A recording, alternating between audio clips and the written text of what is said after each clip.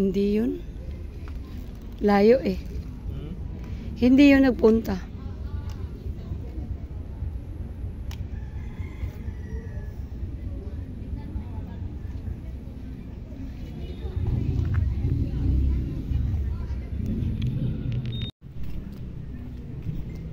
Dito na ako sasakay ga. Andito kami ni Mr. sa Lias Cemetery. Wala nang ganong tao, guys. Kaunti na lang tao, maluwag na. Kasi kahapon pa yung mga yun nagpuntahan. Kaya ngayon medyo maluwag na, guys. Maluwag na mga lalabs. Ay, napakadaming flower. Ganda tingnan ng mga flower. Ang dami. Napaka-colorful ng sementeryo pagka mga ganitong mga panahon.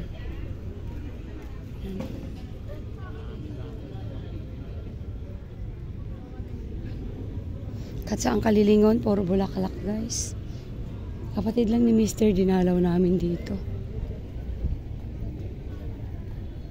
May ibang bulaklak, napakadami, napaka-colorful. Tingnan ang sementeryo. Ang ganda. Ayan.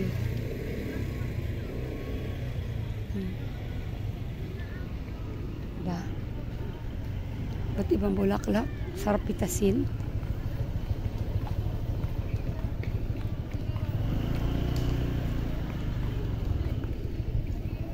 Ayan. Malaganda din dito sa mga puno ng lilim pag na palibing yung mahal mo sa buhay kasi ay puno ng kahoy. Kasi malilim. Ay, ganda ng flower doon. Oh. Ayan. Uwi na kami ni Mr. guys. Nagsindi lang kami. Kami lang naman dito kasi yung mga anak ng kapatid niya nasa Cavite. Malayo. Kaya kami na lang yung dumadalaw-dalaw dito sa libing ng kapatid niya. Ayan.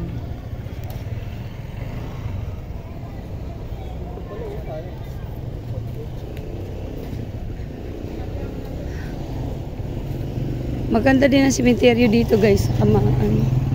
Maraming puno, malilim. Okay, thank you. Pauwi na kami ni Mr.